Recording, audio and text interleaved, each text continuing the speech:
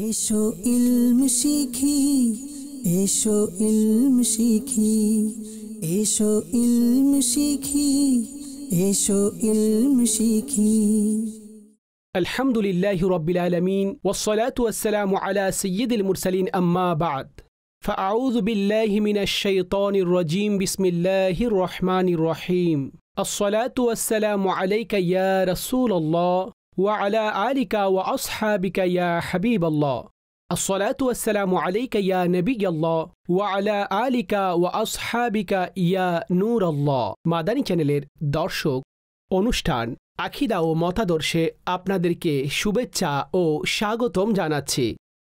আল্লাহর প্রিয় নবী সাল্লাল্লাহু আলাইহি ওয়ালিহি ওয়াসাল্লামের ফরমানে আজমত আলিশান হল, ইন্না আউলান নাসি বি ইয়াউমাল কিয়ামা আকসারুহুম আলাইয়া সালাতান।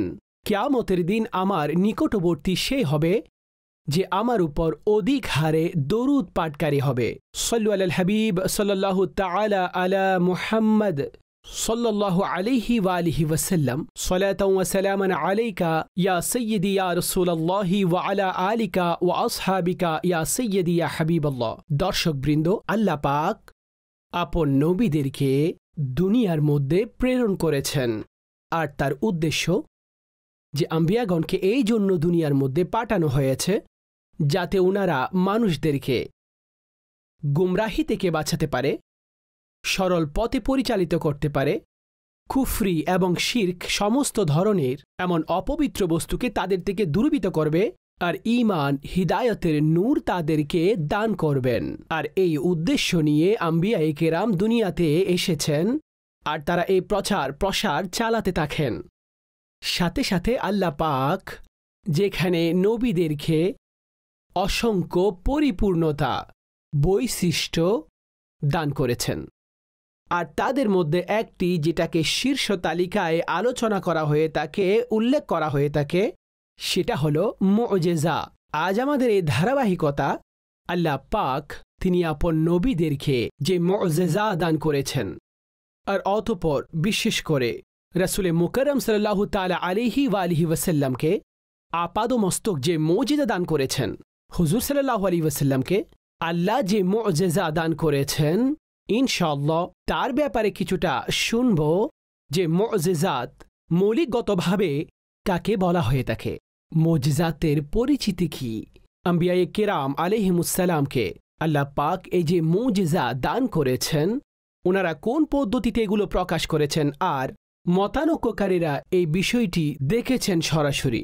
দর্শকবৃন্দ, মুজিজা এটার অর্থ, আভিধানিক অর্থ হচ্ছে আশ্চর্য করে দেওয়া, আশ্চর্য করে দিতে পারে এমন কোনো বস্তু যেটা সম্মুখের ব্যক্তিকে আশ্চর্য করে দেয়। এমনিতে তার উদ্দেশ্য এটা, সাধারণভাবে তার অর্থ হচ্ছে এটা যে প্রকাশ্য অভ্যাস কিংবা রীতিমালা থেকে বের হয়ে কোনো এমন বস্তুকে প্রকাশ করে দেওয়া, কোনো এমন বিষয় প্রকাশ করে দেওয়া যেটা প্রকাশ্যে কোনো অভ্যাসের অংশ নয়, অভ্যাস নয়, কিংবা অভ্যাস থেকে প্রকাশ পায় কখনো কখনো এমন বিষয় এটা নয়, বরং নবীর কাছ থেকে যেই মুজিজা প্রকাশ পেয়ে থাকে, হ্যাঁ সেই জিনিসটাই এমন, সেই কাজটাই এমন যেটা প্রকাশ্য রীতিমালা থেকে বের হয়, আর অভ্যাসগত দিক থেকেও এমনটা না হয়, এমন কোনো আমর, এমন কোনো কাজ প্রকাশ হয়ে যাওয়া যেটা আকলকেও আশ্চর্য করে দেয়, আকল ও তার সামনে আশ্চর্য হয়ে যায়, এমন বিষয়সমূহ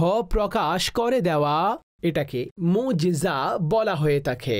আর নবী সাল্লাল্লাহু আলাইহি ওয়াসাল্লাম থেকে এমন কোনো বিষয় নবুয়ত প্রকাশের পূর্বে হলে তো সেটাকে ইরহাস বলা হয়ে থাকে।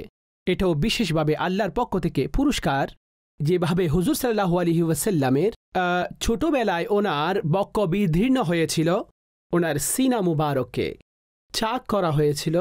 তো এইভাবে একটি ঘটনা হয়েছিল যেটা বিশেষ করে দায়ী হযরত হালিমা রাদিয়াল্লাহু তাআলা আনহা, ওনার সেখানে যখন তিনি পরিচর্যায় ছিলেন সে সময়ে ঘটনা হয়েছিল। কিন্তু এই বক্ষ বিদীর্ণ অনেকবার এটা হয়েছিল, বিভিন্ন সময় এটা হয়েছিল। আর নবী সাল্লাল্লাহু আলাইহি ওয়াসাল্লাম নবুয়ত প্রকাশের পূর্বে ওনার উপর মেঘমালা যে ছায়া প্রদান করতেন, তো এটাও এমন মুজিজা যেটার প্রকাশ হয়েছে নবুয়ত ঘোষণার পূর্বে, তো এটাকে ইরহাস বলা হয়ে থাকে।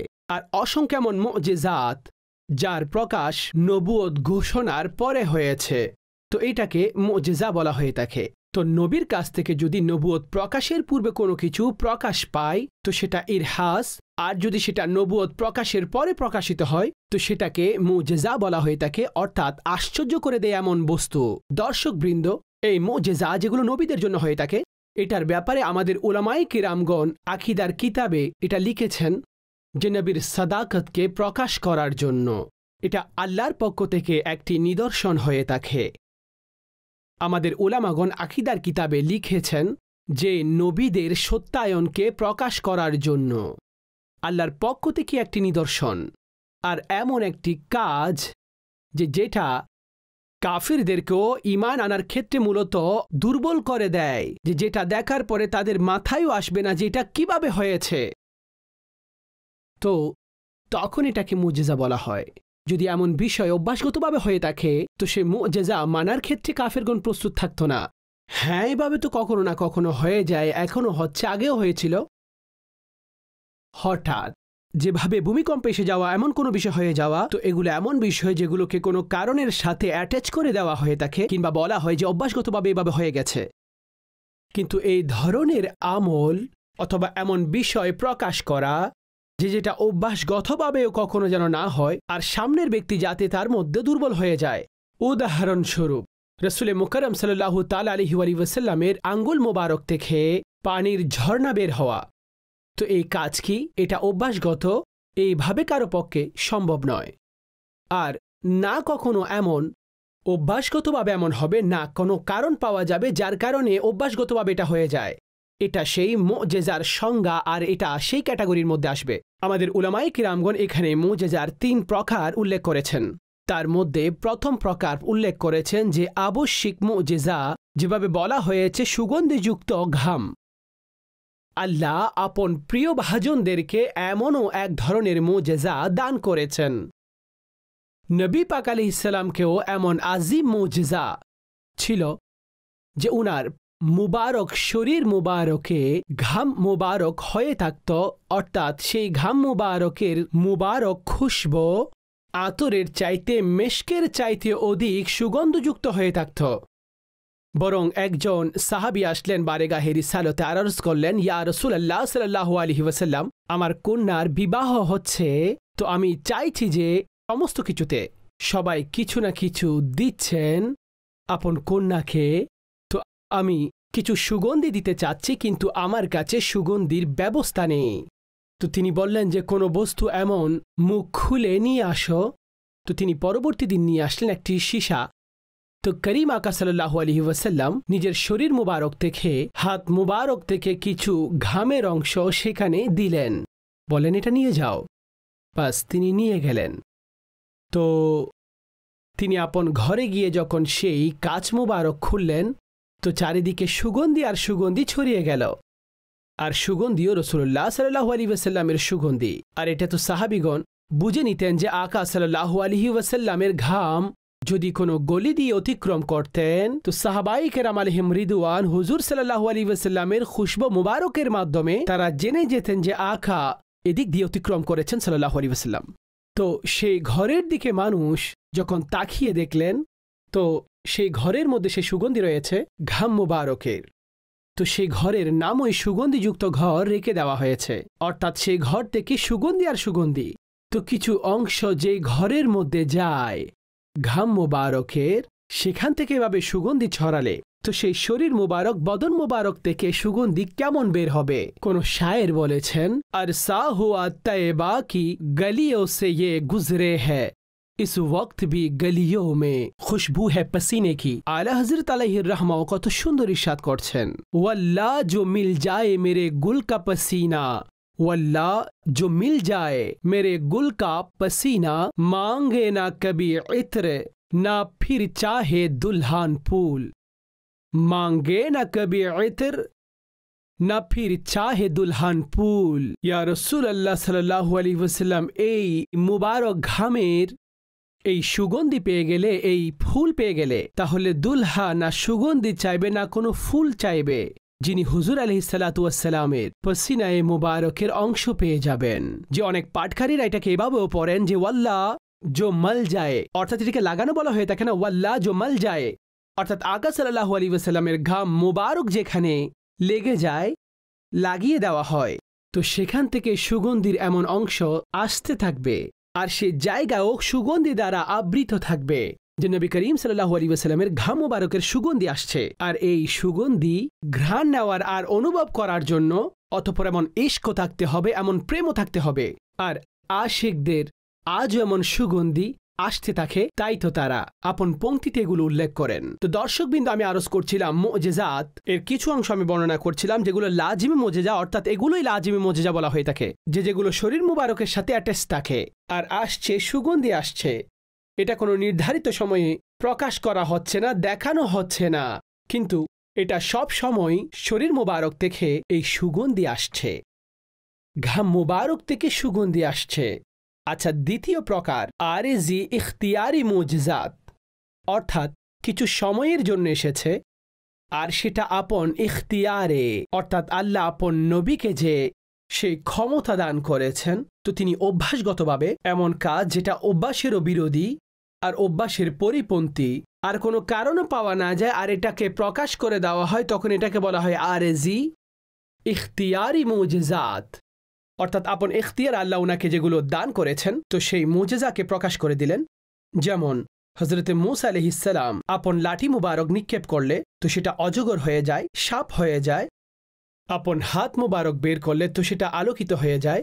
তো এগুলো আরজি আর ইখতিয়ারি হয়ে থাকে, অবশ্যই মুজিজা, কিন্তু কিছু সময়ের জন্য হয়েছে, সমাপ্ত করে দেওয়া হয়েছে। এমন অনেক মুজিজাত, যদি আমরা প্রিয় নবী সাল্লাল্লাহু আলাইহি ওয়াসাল্লামের মুজিজার কথা বলি তো সেটা চাই আমরা মানুষের বিবেচনায়, তরুলতার বিবেচনায়, গাছগাছালির বিবেচনায়, চাঁদকে দুই টুকরো করার বিবেচনায়, ম্যাট থেকে বৃষ্টি নামিয়ে আনা আবার সেটাকে বন্ধ করে দেওয়া, এগুলো সব এমন মুজিজা যেটা ইখতিয়ারের মাধ্যমে হয়ে থাকে, যে ইখতিয়ার আল্লাহ ওনাকে দান করেছেন। তিনি কখনো দোয়া করলে তো এমন বিষয় সংগঠিত হয়েছে, কখনো ইশারা করলেন, কখনো কাউকে ডেকে নিয়েছেন, তো এই সমস্ত বিষয় প্রকাশ পেয়েছে। পশুদের কথা বলা, কথোপকথন করা, গুই সাপের নবী পাক সাল্লাল্লাহু আলাইহি ওয়াসাল্লাম শেষ নবী হওয়ার পক্ষে সাক্ষী দেওয়া, তো এই ধরনের অনেক বিষয় যেটা হুজুর সাল্লাল্লাহু আলাইহি ওয়াসাল্লামের মাধ্যমে প্রকাশ পেয়েছে। তো এটা কি ছিল? আরজি ইখতিয়ারি মুজিজাত।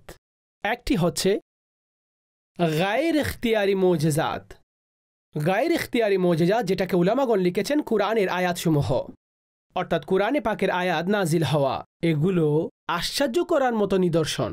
এজন্য তো চ্যালেঞ্জ বলা হয়েছে কুরআনে পাককে যে যদি এটার মতো বানাতে পারো তোমরা তাহলে নিয়ে আসো, এটার মতো যদি 10টি বানাতে পারো আকৃতি তাহলে 10টি নিয়ে আসো, এটার মতো যদি একটি সূরাও বানাতে পারো তার অনুযায়ী একটি সূরা নিয়ে আসো। তো এই কুরআন আশ্চর্যই তো করেছে।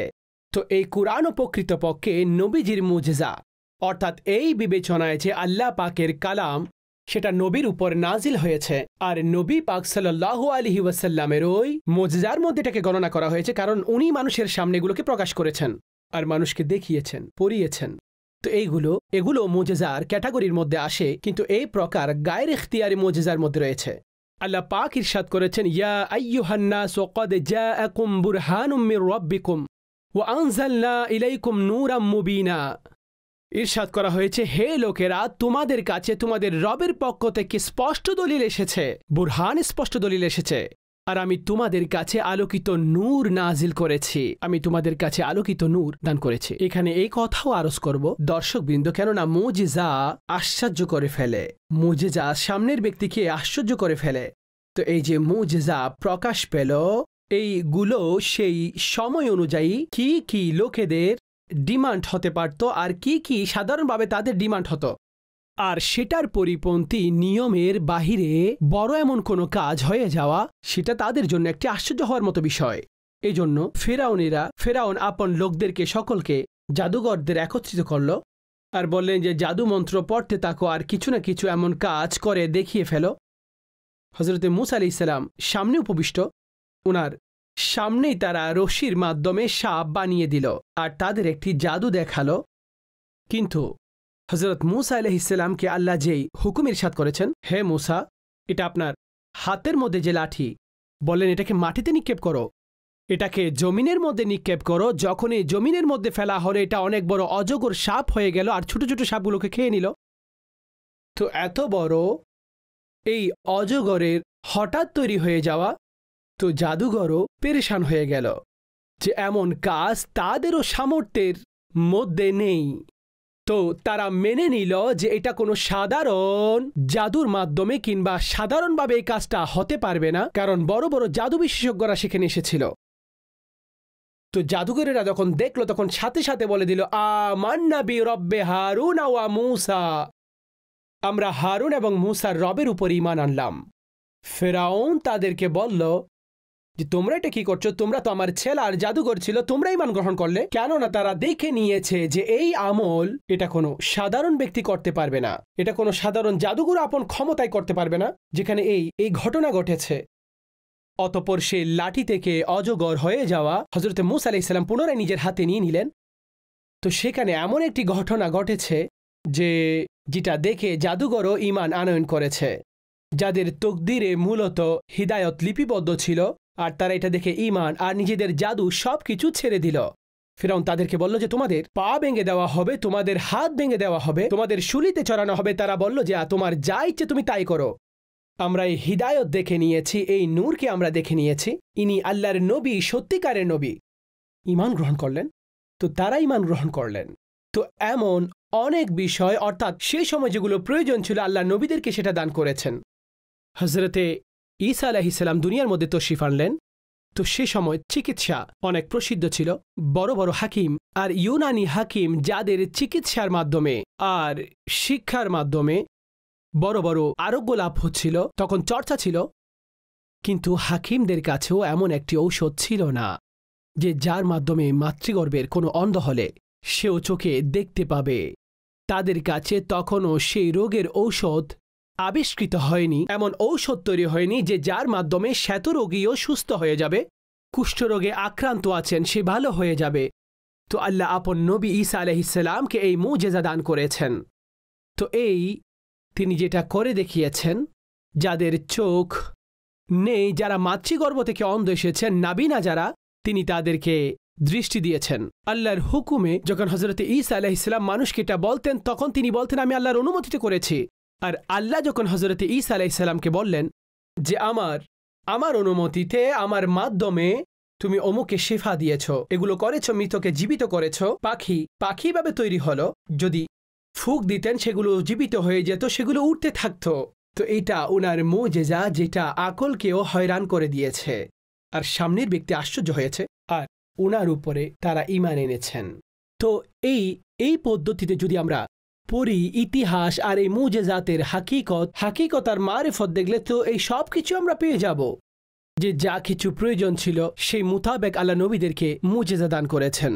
আর আমাদের নবী সাল্লাল্লাহু আলাইহি ওয়াসাল্লামকে তো এমন মুজিজা দান করেছেন, উনাকে আপাদমস্তক মুজিজা বানিয়ে দিয়েছেন, উনার আলোচনা এবং কালামকেও মুজিজা বানিয়ে দিয়েছেন, উনার শরীর মুবারককে এমন মুজিজা বানিয়ে দিয়েছেন।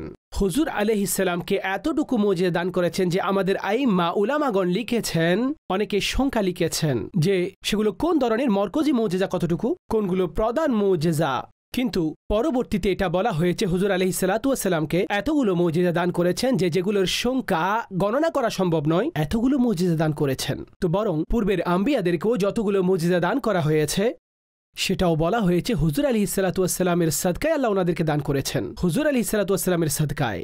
আর যা কিছু ওনারা পেয়েছেন সেগুলো ছাড়া আরও অধিক আল্লাহ আপন নবী আলাইহিস সালাতু ওয়াস সালামকে দান করেছেন।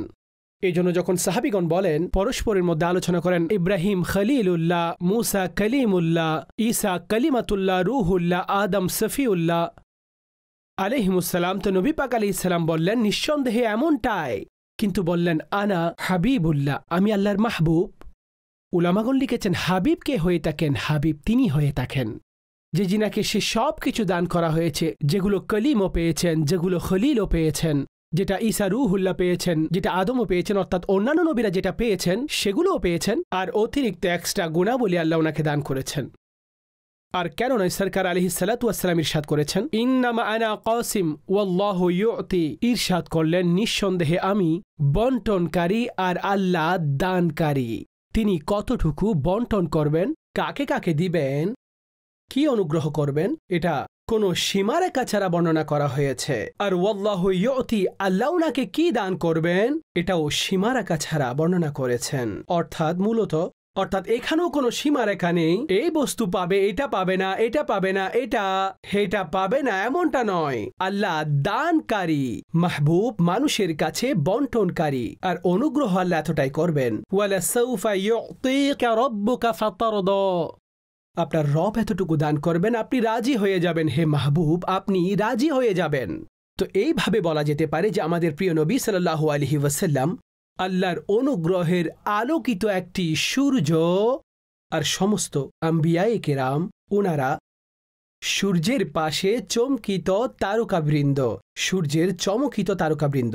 আলা হযরত বলেছেন, লা ওয়া রাব্বিল আরশ জিসকো জো মিলা ইনসে মিলা, লা ওয়া রাব্বিল আরশ জিসকো জো মিলা ইনসে মিলা, बटती है कौनैन में नेमत रसूलुल्लाह की, बटती है कौनैन में नेमत रसूलुल्लाह की।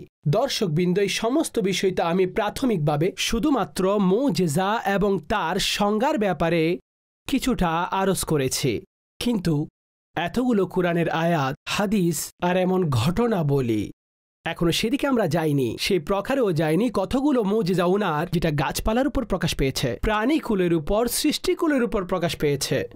সূর্য পুনরায় চলে আসা, চাঁদ টুকরো হয়ে যাওয়া, গাছকে ডাকলে তো সেটা উপস্থিত হয়ে যাওয়া, ওনার সাথে কথা বলে আলোচনা করে, প্রাণী এসে ওনার সাথে কথা বলে আলোচনা করে, উনি তাদের কথাগুলোকে বুঝে তাদের জবাব দেন। এই সমস্ত বিষয়ে আকল আশ্চর্য হয়ে যায়, অর্থাৎ মানুষ অবাক হয়ে যায়।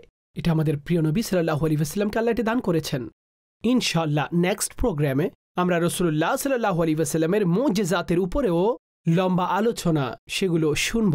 আল্লাহ পাক আমাদের সকলকে এমন কথা শুনে মনে রাখার তৌফিক দান করুন, আর সবসময় এমন আলোচনা শোনার এবং বোঝার তৌফিক দান করুন যে যার মাধ্যমে আমাদের অন্তর ইশকে মুস্তাফার চেরাগ আরও আলোকিত হয়ে যাবে, আর এমন আলোকিত হবে যে অন্যদের কাছেও এই আলো বিস্তার লাভ করবে। আর আলহামদুলিল্লাহ, মাদানী চ্যানেলের এই পাইগাম আর এই ইলেকট্রনিক মোবাইলিক এই পদ্ধতিতে অন্তরের মধ্যে ইশকে মুস্তাফার দৌলত যেন চলে আসে এবং আরো অধিক এভাবে আরো নূর প্রবেশ করতে থাকুক, যে ব্যক্তির ঈমান এমন পরিপূর্ণ হয়ে যাক যে সব বস্তুর চাইতে বেশি রাসূলুল্লাহ সাল্লাল্লাহু আলাইহি ওয়াসাল্লামের প্রেম তার কাছে প্রিয় হয়ে যাক, ওনার প্রতি ভালোবাসা, ওনার সাহাবীদের প্রতি ভালোবাসা, ওনার পরিবারের প্রতি ভালোবাসা, আর এই নূর এমন নসিব হোক, আর এর উপর দৃঢ়তা চলে আসুক যে কবরের অন্ধকারের মধ্যে এই হিদায়তের নূর যখন নিয়ে যাব তো কবর ইনশাআল্লাহ আলোকিত হয়ে যাবে, মুনাওয়ার হয়ে যাবে। আল্লাহ পাক আমলের তৌফিক দান করুক, আমিন। বিজাহিন নবিল আমিন সাল্লাল্লাহু আলাইহি ওয়া আলিহি ওয়াসাল্লাম। এসো ইলম শিখি, এসো ইলম শিখি, এসো ইলম শিখি, এসো ইলম শিখি।